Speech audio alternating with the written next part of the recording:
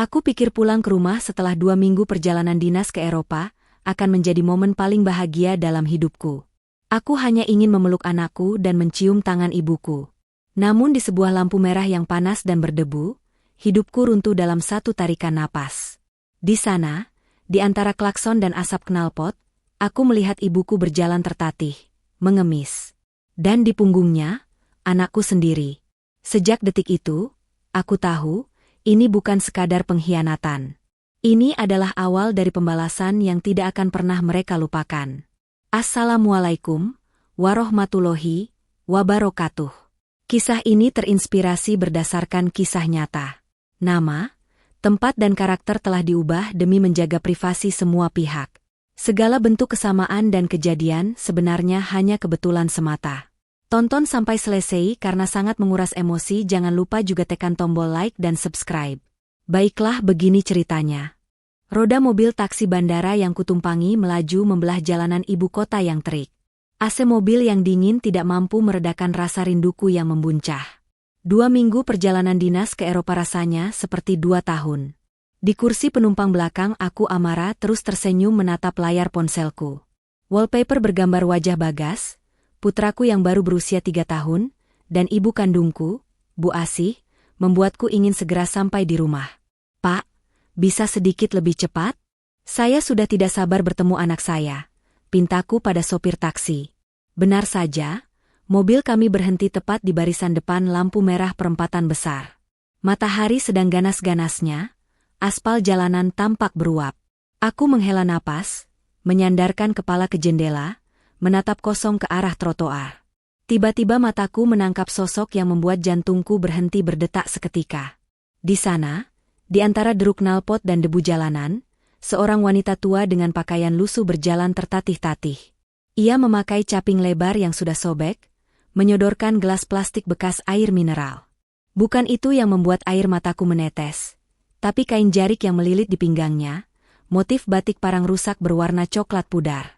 Itu kain yang kubelikan untuk ibu dari gaji pertamaku 5 tahun lalu. Aku menempelkan wajahku ke kaca jendela, memicingkan mata, berharap aku salah lihat. Wanita tua itu berbalik. Wajahnya kusam, penuh keringat, dan bibirnya pecah-pecah. Ibu, desisku tercekat. Itu benar-benar Bu Asih, ibu kandungku. Ibu yang seharusnya duduk nyaman di rumahku. Namun, kejutan menyakitkan itu belum berakhir. Saat angin menyingkap selendang gendongan di punggung ibu, duniaku runtuh seketika. Di dalam gendongan kain kumal itu, ada seorang balita laki-laki yang sedang tertidur dengan mulut terbuka. Wajahnya merah padam kepanasan. Bagas, teriakku histeris di dalam mobil. Anakku, kenapa dia ada di punggung ibu di tengah jalan raya yang penuh asap racun ini? Bukankah aku meninggalkan uang bulanan 50 juta rupiah pada Rian dan Bu Laras khusus untuk merawat mereka? Instingku sebagai seorang ibu dan anak berteriak untuk keluar, berlari, memeluk mereka. Tapi langkahku terhenti. Otakku yang biasa digunakan untuk strategi bisnis tiba-tiba mengambil alih kendali emosi. Tidak, aku butuh bukti, bisikku pada diri sendiri sambil menggigit bibir hingga berdarah untuk menahan tangis. Dengan tangan yang masih gemetar hebat, aku mengangkat ponselku. Aku mengaktifkan mode video kamera dengan resolusi tertinggi. Dari balik kaca jendela mobil yang gelap, aku merekam semuanya. Aku merekam bagaimana ibu mengetuk kaca mobil sedan mewah di sebelahnya, dan bagaimana pengemudi mobil itu mengibaskan tangan dengan jijik. Zoom kamera kuarahkan pada wajah Bagas. Ya Tuhan! Pipi gembilnya tirus. Kemana perginya susu formula mahal? Kenapa anakku memakai kaos partai yang kebesaran? Taksi berhenti tepat di depan gerbang besi tempah hitam yang menjulang tinggi. Ini rumahku. Rumah yang kubeli dengan keringat dan air mata. Namun hari ini bangunan megah ini terasa seperti sarang ular berbisa. Belum sempat tanganku menyentuh gagang pintu, telingaku menangkap suara gelak tawa dari dalam. Tawa mereka begitu lepas, seolah dunia ini adalah surga bagi mereka. Aku mendorong pintu perlahan. Pemandangan di ruang tengah membuat darahku mendidih hingga ke ubun-ubun. Rian sedang duduk berselonjor di sofa kulit import Italia. Matanya terpaku pada layar televisi raksasa 70 inci. Sementara Bu Laras, ibu mertuaku, duduk santai di kursi pijat elektrik sambil menikmati potongan buah melon dan anggur impor. Mereka benar-benar menikmati hidup, berpesta di atas penderitaan ibuku dan anakku. Dahamku keras. Seketika suasana hening. Rian menoleh patah-patah. Wajahnya yang tadi ceria langsung pucat pasi seperti mayat. Sayang, kok pulang nggak bilang-bilang? Gagap Rian. Kerjaanku selesai lebih cepat. Mas, kenapa kamu tidak senang aku pulang? Tanyaku dingin. Mana ibu? Dan mana Bagas? Kok sepi sekali? Tanyaku singkat. Rian dan Bularas saling berpandangan. Ibumu lagi ajak Bagas jalan-jalan. Sela Bularas cepat dengan nada meyakinkan. Kamu tahu kan orang tua zaman dulu katanya nggak betah di rumah AC terus. Jadi dia maksa mau bawa Bagas main ke taman kompleks sebelah. Katanya biar kena matahari biar sehat. Luar biasa. Mereka memutar balikan fakta dengan begitu mulus. Ya, aku capek sekali, kataku pelan melepaskan diri dari pijatan Rian. Aku mau tidur. Jangan ganggu aku sampai aku bangun nanti sore. Rian terlihat lega. Aku melangkah menuju tangga, naik ke lantai 2. Di setiap anak tangga, kebencianku bertambah 1 tingkat. Sesampainya di kamar, aku mengunci pintu rapat-rapat. Pertahananku runtuh. Isak tangisku tidak terdengar keluar. Aku bangkit menghapus air mata dengan kasar. Aku berjalan menuju meja rias, membuka laci tersembunyi. Di sana tersimpan sebuah laptop tua yang terhubung langsung dengan server CCTV rumah. Aku menyalakan laptop itu. Jari-jariku menari di atas keyboard, memasukkan kata sandi, layar menyala. Apa yang tersaji di sana jauh lebih menyakitkan daripada tusukan pisau belati. Di layar itu terlihat jelas ruang tengah yang tadi ku lewati. Bu Asi sedang duduk bersimpuh di lantai sambil memegang botol susu Bagas yang kosong. Wajahnya memelas. Bu Laras berdiri berkacak pinggang. Susu habis ya? Beli sana. Jangan minta melulu. Suara cempreng Bu Laras terdengar jelas dari speaker laptop. Bu Laras melempar kaleng susu kosong itu tepat mengenai bahu ibu. Heh, tua bangkah. Sadar diri dong. Kamu itu di sini cuma numpang. Aku memutar mataku ke sisi lain layar. Suamiku itu ada di sana, duduk di meja makan menyantap nasi goreng spesial. Ia melihat ibuku dilempar kaleng. Ia hanya diam terus menyuap nasi ke mulutnya. Kalau memang mau susu buat Bagas, ya usaha dong. Jangan cuma tadah tangan. Kalimat biadab itu keluar dari mulut Rian. Adegan berikutnya semakin memuakan. Bu Laras menyeret koper tua milik ibu dari kamar belakang. Ia melemparkannya ke ruang tamu hingga isinya berantakan. Bawa cucumu ini. Ajak dia cari uang. Kalau sore nanti nggak bawa uang minimal 500.000 rupiah, jangan harap pintu rumah ini terbuka buat kalian. Anggap saja itu uang sewa, bentak Bu Laras sambil mendorong tubuh renta ibu. Rekaman berakhir saat pintu utama dibanting keras oleh Bu Laras tepat di depan wajah ibu. Aku segera menyalin file rekaman itu ke dalam flash disk. Penjara terlalu enak buat mereka. Aku ingin mereka merasakan sakitnya tidak punya apa-apa. Aku meraih ponselku mendial 1 nomor penting. Pak Dharma, pengacara kepercayaanku. Pak Dharma. Proses akuisisinya percepat. Saya ingin kepemilikan kantoran pindah ke tangan saya hari ini juga. Dan tolong blokir akses Rian ke rekening bersama kami mulai besok pagi. Aku keluar dari kamar dengan langkah mantap. Wajahku kusutkan sedikit agar terlihat lesu dan putus asa. Mas, Bu, ada hal buruk yang harus aku sampaikan. Suaraku bergetar, akting yang sempurna. Proyekku di Eropa gagal total. Klien menuntut ganti rugi 20 miliar. Kalau tidak dibayar dalam minggu ini, aku bisa dipenjara. Seketika gerakan tangan Bu Laras terhenti. Rian langsung menoleh cepat. Gagal total? Maksud kamu apa? Amara? Jangan bercanda, seru Bu Laras. Bukan cuma itu, lanjutku memelankan suara. Pihak bank pusat membekukan semua asetku, semua rekening, deposito, dan kartu kredit yang atas namaku semuanya diblokir mulai hari ini. Kita sekarang nol besar. Bahkan untuk makan besok saja, aku bingung harus cari uang dari mana. Uangnya sudah habis. Rian tergagap. Habis? Tanyaku. 50 juta rupiah sebulan dikali 24 bulan itu lebih dari 1 miliar. Mas, masa habis begitu saja? Bularas langsung menyambar, uang itu kan kami putar lagi buat investasi, tapi lagi rugi. Saham anjlok, kena tipu teman. Jangan banyak tanya. Rian semakin frustrasi, urus saja ibumu itu sendiri. Biar saja dia cari makan sendiri. Tiba-tiba ponsel Bularas berbunyi, notifikasi transaksi belanja online ditolak. Sialan. Umpat Rian sambil membanting kartu. Beneran diblokir. Bularas berdiri menunjuk wajahku. Dengar ya, Amara. Kalau sampai besok kamu gak bisa balikin akses kartu kredit kami, ibu gak segan-segan suruh Rian ceraikan kamu. Istri yang bikin bangkrut suami enggak pantas dipertahankan.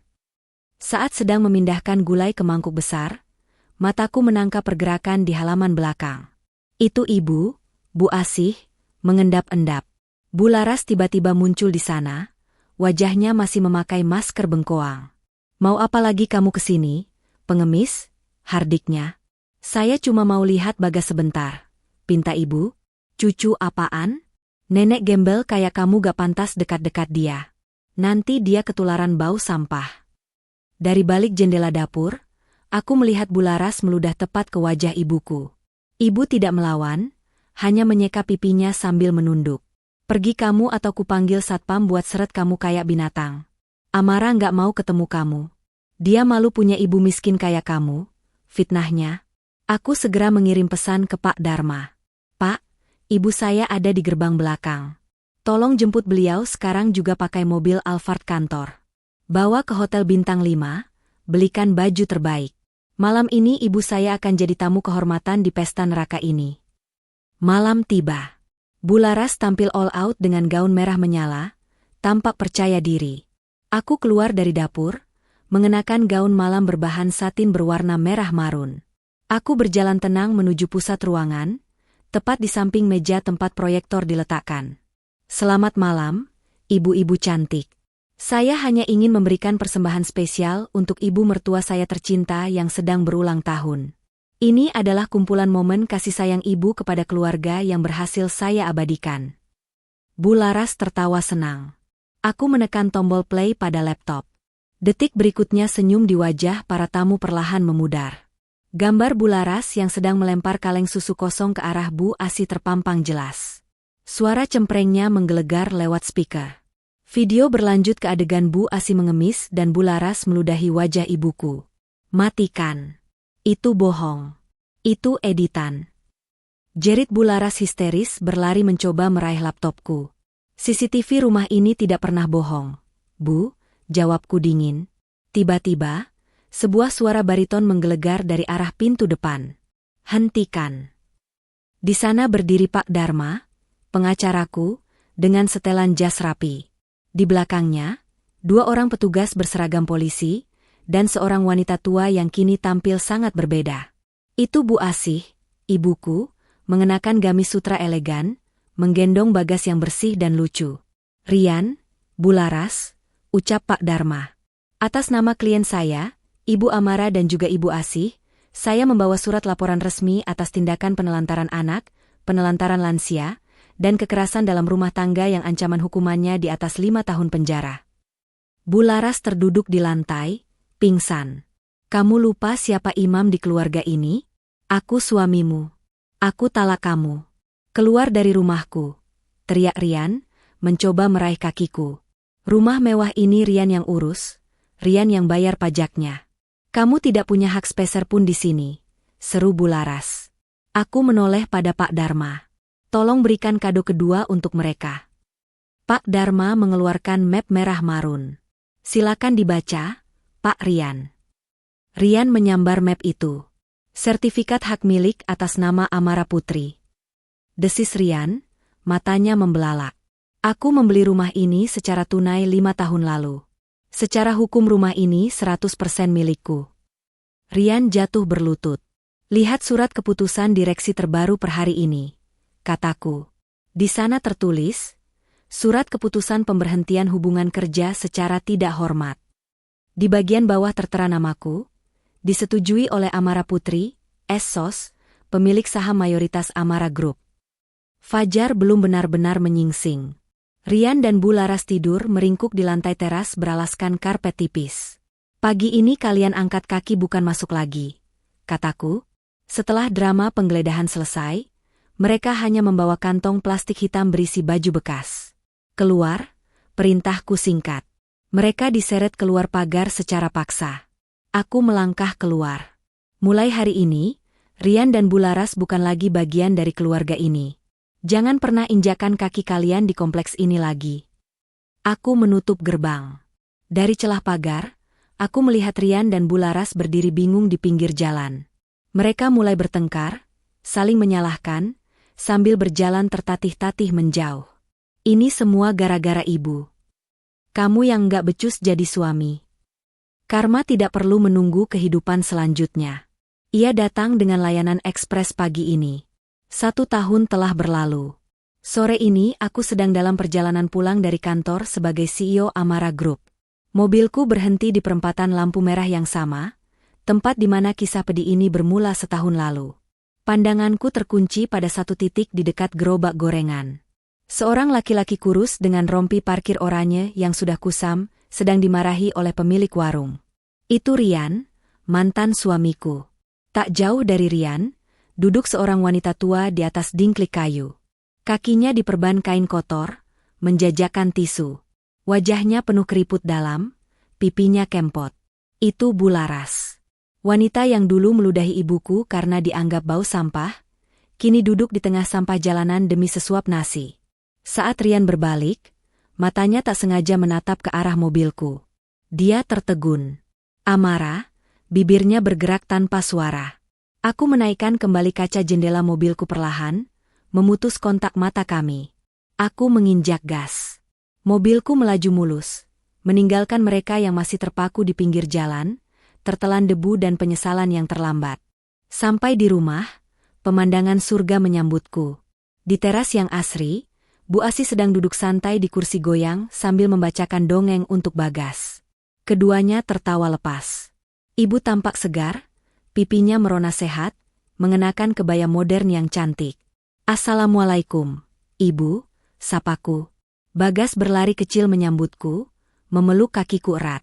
"Waalaikumsalam. Enduk sudah pulang. Sini Ibu buatkan teh manis hangat." Sambut Ibu dengan senyum teduh yang menenangkan jiwa. Aku memeluk mereka berdua sekaligus. Di pelukan ini, aku menemukan jawaban atas semua kerja keras dan air mataku. Bahwa harta yang paling berharga bukanlah tumpukan uang atau jabatan CEO, melainkan senyum tulus dari orang tua yang kita muliakan dan anak yang kita besarkan dengan cinta. Pintu masa lalu sudah tertutup rapat di lampu merah tadi.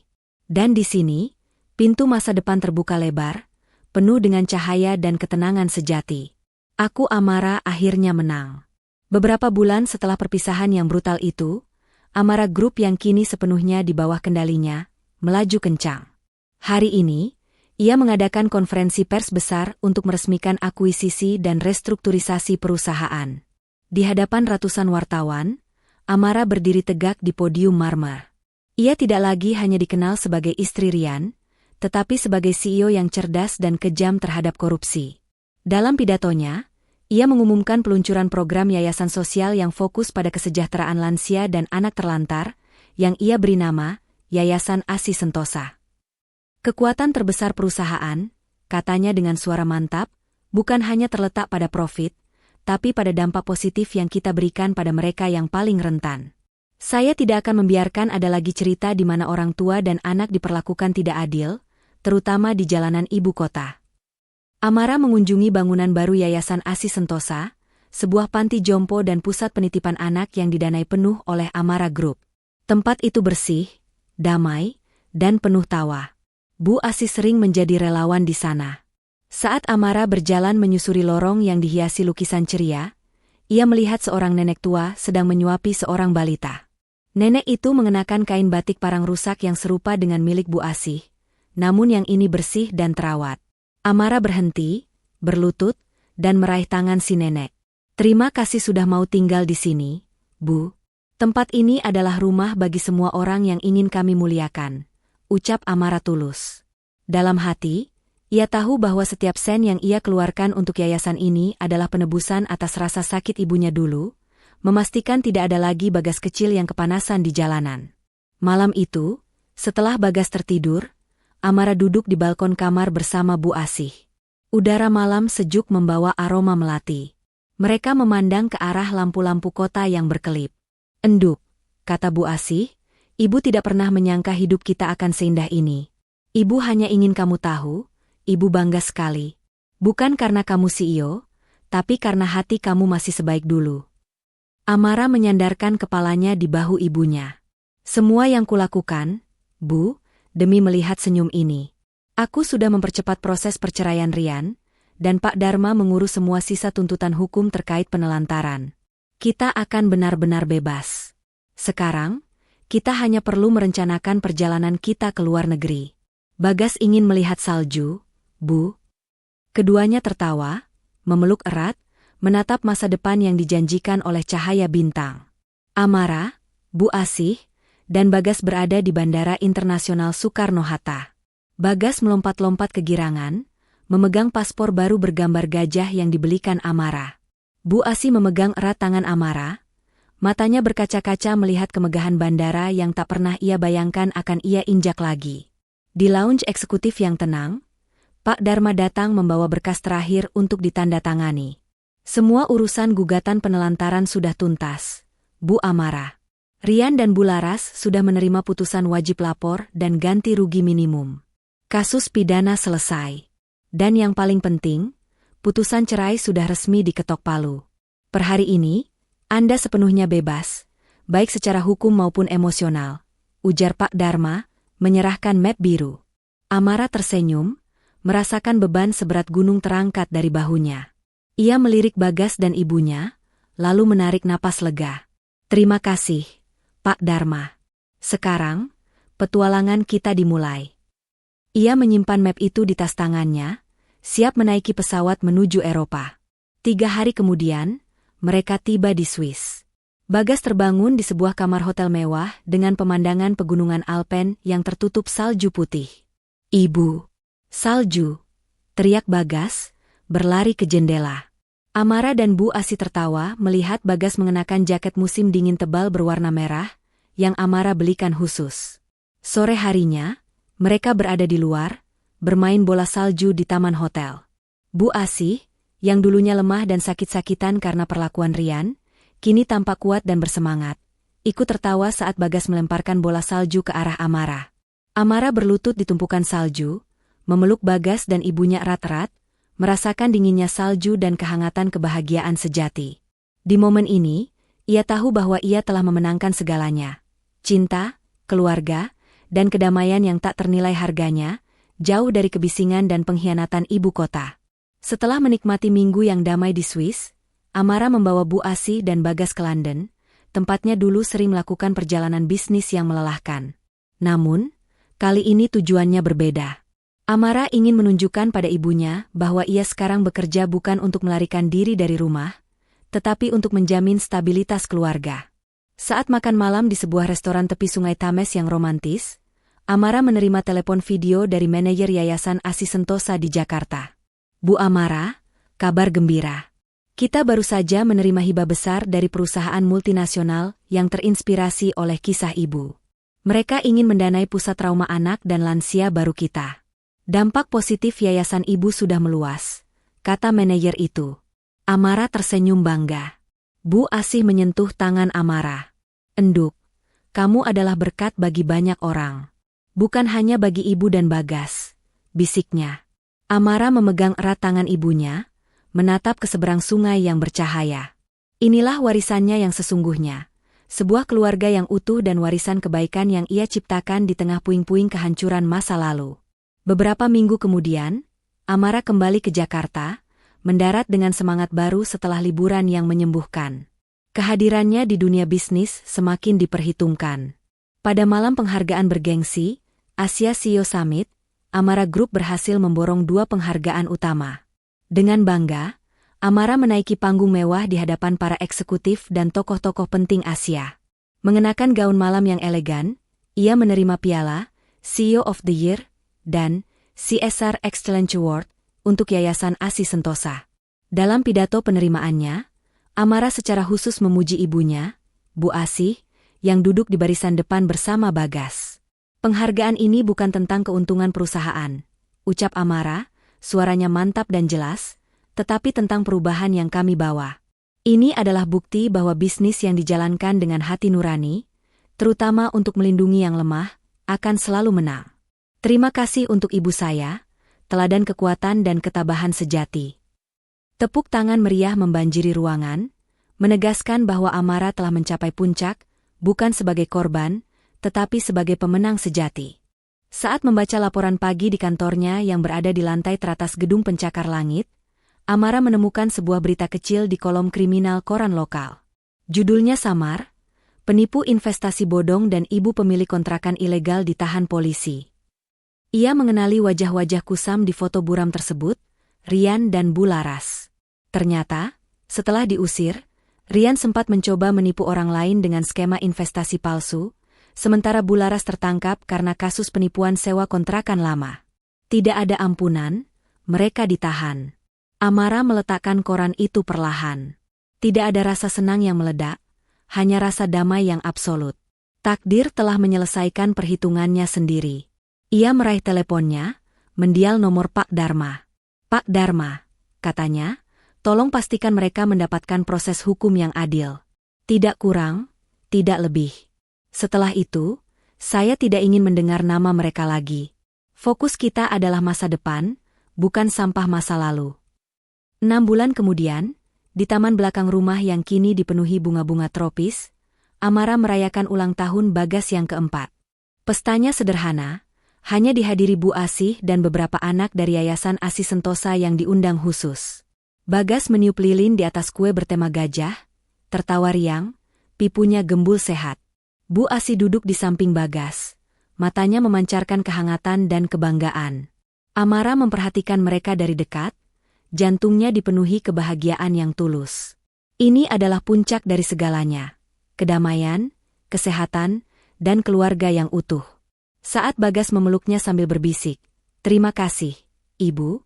Amara tahu bahwa semua kesulitan yang ia alami, semua air mata yang tumpah, telah terbayar lunas. Ia meraih tangan ibunya, Bu Asih, dan menggenggamnya erat. Sebuah janji tanpa kata bahwa kemuliaan dan cinta akan selalu menjadi fondasi rumah mereka. Beberapa bulan setelah ulang tahun Bagas, Amara Group terus menunjukkan kinerja luar biasa. Keuntungan yang melonjak dialokasikan sebagian besar untuk perluasan Yayasan ASI Sentosa. Amara dan Bu Asih berdiri di depan sebuah gedung baru yang megah dan modern, diresmikan sebagai pusat trauma dan edukasi anak serta lansia. Gedung itu dirancang dengan taman-taman yang luas dan fasilitas terapi canggih.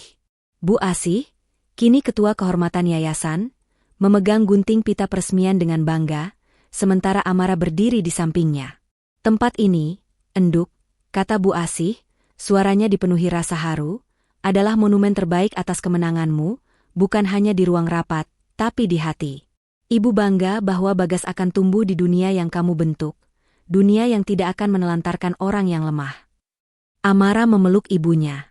Ia tahu, setiap sudut bangunan ini adalah jaminan bahwa penderitaan ibunya tidak akan sia-sia, melainkan menjadi benih kebaikan bagi ratusan jiwa lainnya. 3 tahun kemudian, pengaruh Amara Group telah meluas ke kancah regional. Amara terbang ke Singapura untuk menerima penghargaan bergengsi, Forbes Asia Game Changer Award, sebagai CEO wanita yang berhasil menggabungkan profitabilitas tinggi dengan dampak sosial yang signifikan. Di podium yang menghadap ke pemandangan Marina Bay yang berkilauan, Amara mengakhiri pidatonya yang kuat dengan nada pribadi. "Kekuatan sejati," ucapnya, "bukan diukur dari seberapa banyak yang bisa kita ambil, tetapi seberapa tulus kita memberi. Saya belajar nilai keadilan yang tak kenal kompromi dari teladan ibu saya, yang mengajarkan saya bahwa integritas adalah mata uang yang lebih berharga daripada semua emas di dunia." Ia menatap kamera, senyumnya tenang dan berwibawa. Malam itu, di tengah tepuk tangan meriah dari para elit bisnis Asia, Amara mengirim pesan ke Bagas yang sudah berusia 7 tahun di Jakarta. "Mama pulang bawa piala, sayang. Tapi hadiah terbaik Mama adalah melihat kamu dan nenek bahagia." Waktu terus berjalan, 8 tahun berlalu sejak Amara memenangkan kembali hidupnya. Bagas kini berusia 11 tahun, seorang anak laki-laki yang cerdas dan riang, selalu menduduki peringkat teratas di sekolah. Malam ini, di ruang perpustakaan rumah mereka yang hangat, Bagas sedang mengerjakan tugas sekolahnya tentang sejarah ekonomi Indonesia, sementara Amara duduk di sebelahnya, memeriksa dokumen perusahaan. Bu Asih, yang kini berubah namun tetap sehat dan penuh kasih, merajut di kursi berlengan. Sesekali, Bagas akan tertawa saat melihat foto yang dipajang di meja kerja Amara. Foto Bagas balita yang tertidur lelap di gendongan Bu Asih, diambil saat mereka berada di jalanan. "Mama," tanya Bagas dengan polos, "kenapa nenek terlihat sangat lelah di foto ini?" Amara menghentikan pekerjaannya. Ia memeluk Bagas dan memegang tangan Bu Asih. "Foto itu, sayang," bisik Amara, "adalah pengingat bahwa kita pernah kehilangan segalanya. Tapi kemudian kita memenangkan hal terpenting. Nenek tidak hanya menggendong kamu saat itu, dia juga menggendong harapan kita. Sekarang, kita menjaga nenek bersama-sama." Di antara buku, dokumen perusahaan, dan tawa keluarga, Amara tahu, fondasi kebahagiaan sejati mereka, yang dibangun di atas ketabahan dan cinta murni, tidak akan pernah tergoyahkan lagi. 10 tahun kemudian, Bagas kini berusia 18 tahun, mengenakan toga dan topi wisuda. Ia berdiri di podium sebagai valediktorian, menyampaikan pidato di hadapan ratusan hadirin di auditorium mewah. Wajahnya memancarkan kecerdasan, integritas, dan ketenangan yang diwarisi dari Amara. Di barisan depan, Amara, meskipun sudah memasuki usia akhir 40-an, tampak anggun dan bangga. Di sebelahnya, Bu Asih yang kini berusia 70-an, terlihat sehat dan berseri, meneteskan air mata haru. Dalam pidatonya, Bagas berbicara tentang nilai ketulusan dan keadilan yang diajarkan oleh dua wanita terpenting dalam hidupnya.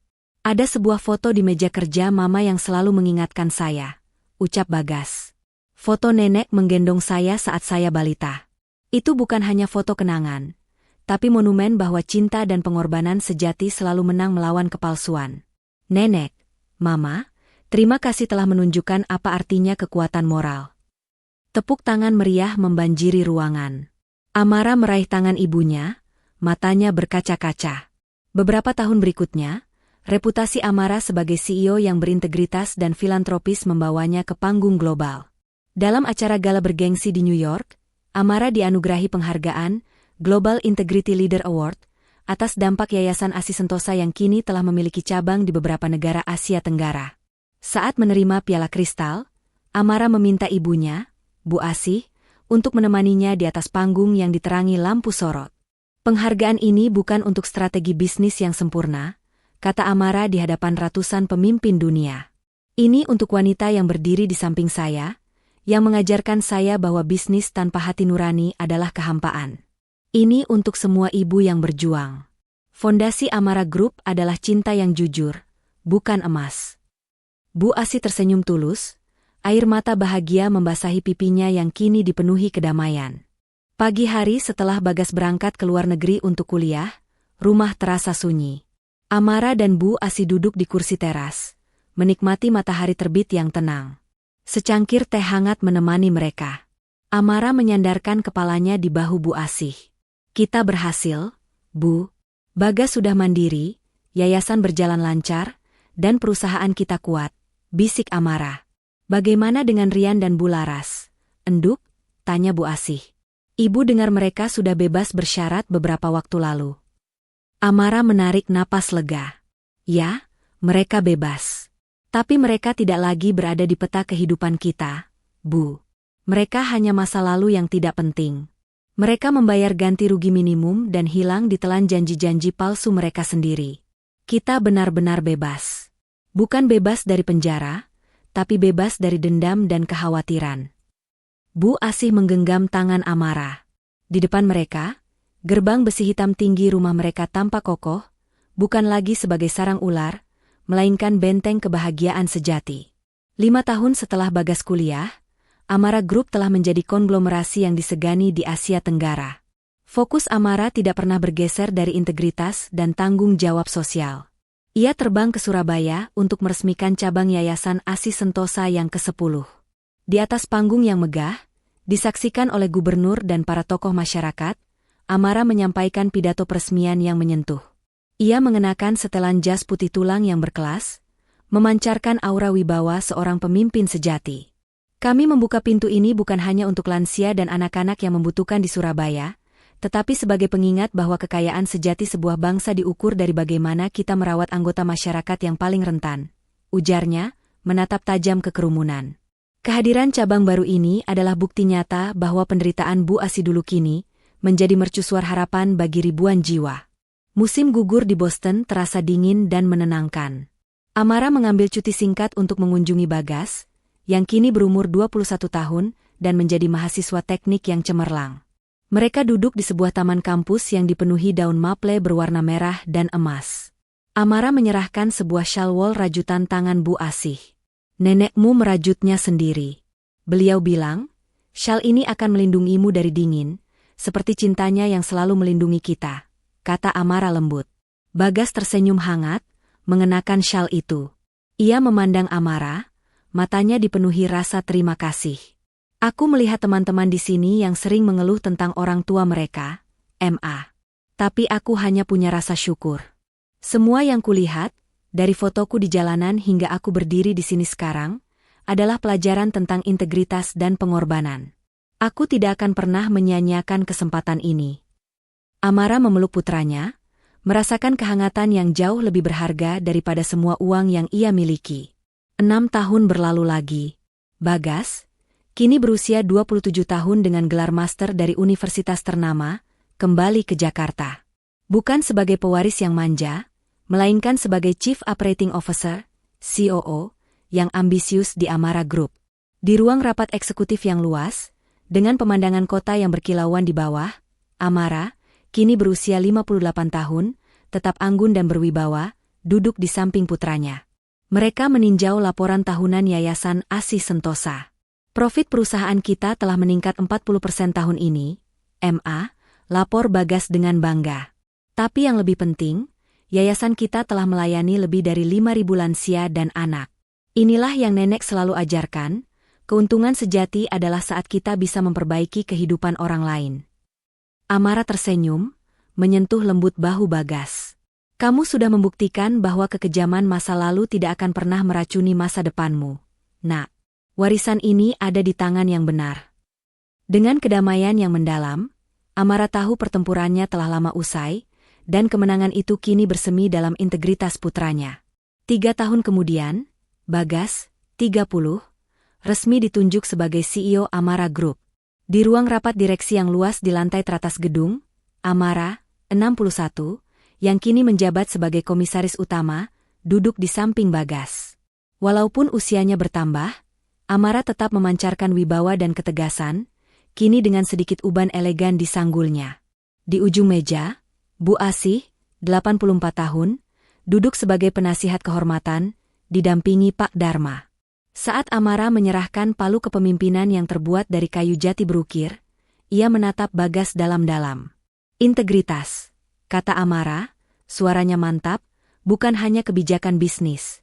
Nak, itu adalah warisan yang lebih berharga dari semua saham kita. Tetaplah menjadi adil, terutama pada mereka yang lemah. Bagas menerima palu itu dengan tatapan hormat, memegang tangan ibunya erat. Saya akan pastikan Amara Group bukan hanya tentang profit, MA, tapi tentang keadilan, seperti yang nenek dan mama ajarkan. 4 tahun lagi berlalu, Amara, 65, mengambil cuti dari tugas komisarisnya. Ia dan Bu Asih, kini 88 tahun, berdiri di halaman depan markas Yayasan Asih Sentosa. Mereka baru saja meresmikan patung kebaikan, sebuah patung perunggu yang menggambarkan seorang nenek tua, mengenakan kain batik parang rusak sedang menggendong balita yang tertidur pulas. Patung itu terinspirasi langsung dari foto lama Bagas dan Bu Asih di jalanan. Amara menyentuh ukiran plakat yang bertuliskan, Monumen Ketabahan dan Keadilan. Semua ini berawal dari rasa sakit di lampu merah itu. Enduk, bisik Bu Asih, suaranya serak namun penuh damai. Tapi kini ia menjadi pengingat yang indah bagi banyak orang. Ini bukan lagi penderitaan, ini adalah mercusuar harapan. Amara merangkul ibunya. Hidup memang adil, Bu. Rian dan Bu Laras, mereka menjalani kehidupan yang mereka pilih sendiri. Kita memilih jalan yang berbeda. Dan inilah hasil dari pilihan kita. 2 tahun setelah peresmian monumen. Amara, 67, duduk di teras belakang rumahnya yang teduh, menyesap teh hangat sambil membaca buku. Di depannya, Bagas, 37, yang baru saja pulang dari kantor CEO, sedang tertawa kecil sambil menggendong putrinya yang berusia 3 tahun, cucu Amara, yang merengek minta dibacakan dongeng. Bu Asih, 89, yang kini menghabiskan sebagian besar waktunya di kursi goyangnya yang nyaman, tersenyum damai melihat kehangatan generasi ketiga. Kebahagiaan mereka terasa lengkap, abadi, dan tidak terganggu oleh bisikan masa lalu.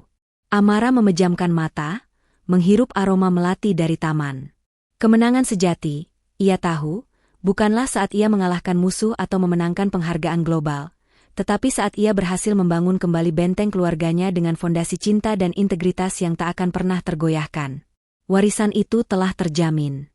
3 tahun kemudian, Amara, 70, resmi menyerahkan semua jabatan eksekutif dan komisaris kepada Bagas, mengabdikan waktunya sepenuhnya pada Yayasan Asih Sentosa. Suatu pagi yang cerah, Amara dan Bu Asih, 92, yang kini berjalan menggunakan tongkat ukiran, mengunjungi patung kebaikan di halaman yayasan. Amara, yang kini mengenakan busana yang lebih longgar namun tetap elegan, memegang tangan ibunya. Mereka berdua menatap patung perunggu yang menampilkan sosok nenek menggendong balita dengan kain parang rusak itu. Dulu, kita hanya bisa melihat ini sebagai penderitaan. Bu, bisik Amara, mengusap plakat di bawah patung. Sekarang, ini adalah simbol kemuliaan. Setiap tetes air mata ibu telah menjadi sumber mata air bagi harapan banyak orang. Bu Asih tersenyum, pipinya yang keriput penuh kehangatan. Ibu tidak pernah menyesali masa lalu, enduk. Karena tanpanya, kamu tidak akan menjadi Amara yang sekarang. Amara yang memiliki jiwa sebesar perusahaan yang kamu dirikan. Di sisi lain dunia bisnis, Bagas, 40, menunjukkan bahwa dia adalah penerus yang kompeten dan berintegritas. Ia terbang ke Hanau, Vietnam, untuk meresmikan cabang Yayasan Asih Sentosa yang pertama di Asia Tenggara di luar Indonesia. Di tengah keramaian acara yang disiarkan langsung ke Jakarta, Bagas berdiri di samping spanduk yayasan. Ia menyampaikan pidato dalam bahasa Inggris yang fasih, menegaskan komitmen perusahaannya pada kesejahteraan sosial. Nenek saya pernah berkata, keadilan adalah mata uang yang lebih berharga dari emas.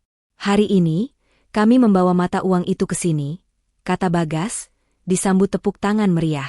Amara menonton siaran langsung itu di rumah, duduk di sebelah Bu Asih. Air matanya menetes bukan karena kesedihan, melainkan karena rasa syukur yang tak terhingga melihat benih kebaikan yang ia tanam telah tumbuh menjadi pohon raksasa yang menaungi negara lain. Beberapa tahun berlalu, Amara, 73, dan Bu Asih, 95, menghabiskan hari-hari mereka dalam ketenangan. Suatu sore yang damai, Amara sedang membantu Bu Asih merapikan kain-kain batiknya yang berharga, termasuk kain parang rusak coklat pudar yang dulu dikenakan Bu Asih saat mengemis. Kain itu kini dibingkai dan disimpan di lemari kaca. Bu Asih memandanginya dengan tatapan nanar. Kain ini yang membuat ibu dan kamu bertemu kembali, enduk. Itu adalah benang takdir kita, kata Bu Asih. Amara meraih tangan ibunya, menggenggamnya erat, merasakan kehangatan yang tak pernah lekang oleh waktu. Dari kejauhan, terdengar tawa riang cicitnya, Putri Bagas, yang kini sudah duduk di bangku sekolah dasar. Amara tersenyum, melihat pantulan wajahnya sendiri di kaca lemari. Ia tidak melihat CEO yang kaya raya, melainkan seorang putri yang telah berhasil memuliakan ibunya dan membangun warisan yang didasari cinta murni. Kemenangan Amara adalah abadi. 2 tahun setelah perluasan yayasan ke Vietnam, Amara, 75, dihormati di kancah internasional. Dalam sebuah upacara gala yang diselenggarakan di Bali, ia menerima Global Humanitarian Achievement Award yang bergengsi, mengakui dedikasinya pada Yayasan Asih Sentosa. Amara, yang kini mengenakan kebaya modern berwarna krem yang disulam dengan emas, naik ke podium dengan anggun. Rambutnya disanggul tinggi, kini dihiasi banyak uban yang tertata elegan. Di barisan depan, Bagas, 42, tersenyum bangga, dan di sebelahnya duduk Bu Asih, 97, yang tampak sangat lemah namun memegang erat piala kehormatan yang diberikan panitia. Dalam pidato penerimaannya, Amara berkata, kekayaan sejati bukanlah yang tertera di laporan keuangan, tetapi jumlah nyawa yang bisa kita sentuh dan muliakan. Saya menerima penghargaan ini atas nama ibu saya, Bu Asih, yang mengajarkan bahwa integritas dan kasih sayang adalah investasi terbaik di dunia ini. Tepuk tangan meriah membanjiri aula, mengukuhkan posisinya sebagai ikon filantropi. Setahun kemudian, di tengah ketenangan rumah, cucu Amara, Kirana, 11 tahun, putri Bagas, sedang menjelajahi ruang kerja Amara yang dipenuhi memori. Matanya tertuju pada lemari kaca di mana kain batik parang rusak coklat pudar yang dulu dipakai Bu Asih mengemis itu dibingkai. Nenek buyut, Ma, tanya Kirana sambil menunjuk bingkai itu, kenapa kain ini kusut dan warnanya pudar, tapi Mama menyimpannya seperti harta karun. Amara, 76, tersenyum, menutup dokumen yang sedang ia baca, dan berjalan mendekat. Ia duduk di samping Kirana, memegang tangan mungilnya. Kain itu, sayang, adalah peta yang menunjukkan dari mana kita berasal dan mengapa kita ada di sini, bisik Amara. Kain itu mewakili ketabahan nenek buyutmu. Ingatlah, integritas dan kehormatan harus selalu menjadi kain terindah yang kamu kenakan. Jangan pernah biarkan kesulitan mengubah motif hatimu. Kirana mengangguk, menatap kain usang itu dengan pemahaman baru tentang warisan keluarga mereka. 2 tahun berlalu. Bu Asih kini berusia 99 tahun. Tubuhnya sangat renta, namun matanya masih memancarkan ketenangan yang mendalam. Suatu sore di musim kemarau, Amara, 78, duduk di teras samping Bu Asih, memegang tangan ibunya yang kurus dan dingin.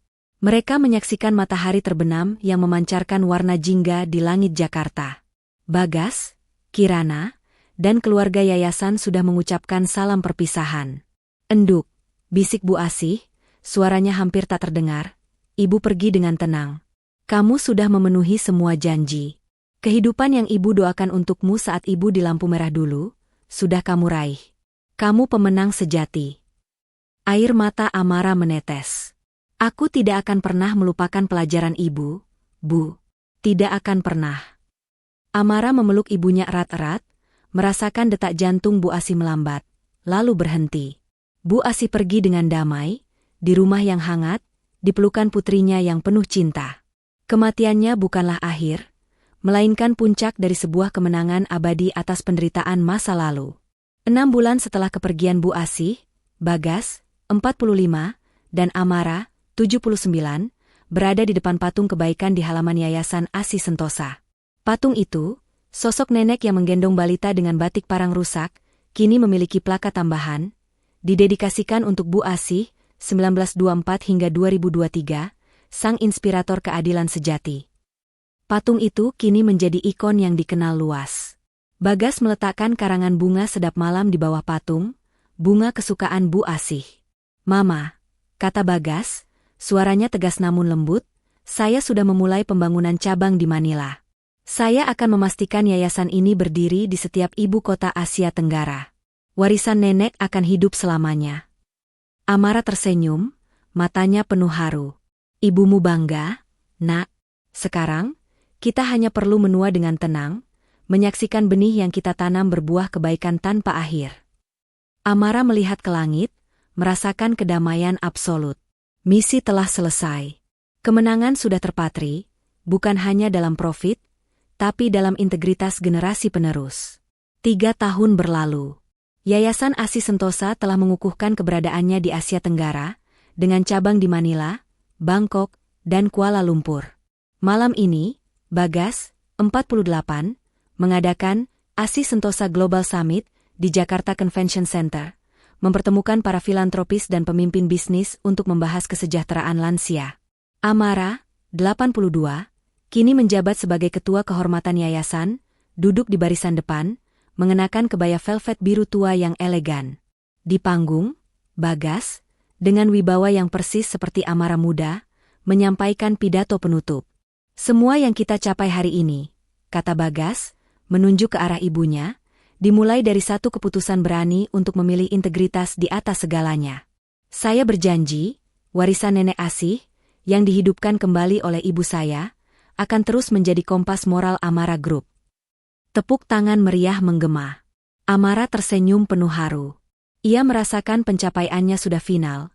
Ia telah mewariskan bukan hanya kekayaan, tetapi juga kebenaran.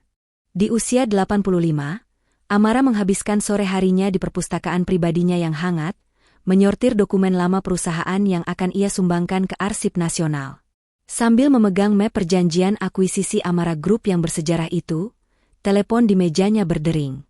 Itu Pak Dharma, yang kini juga sudah sepuh namun tetap setia menjadi penasihat keluarga.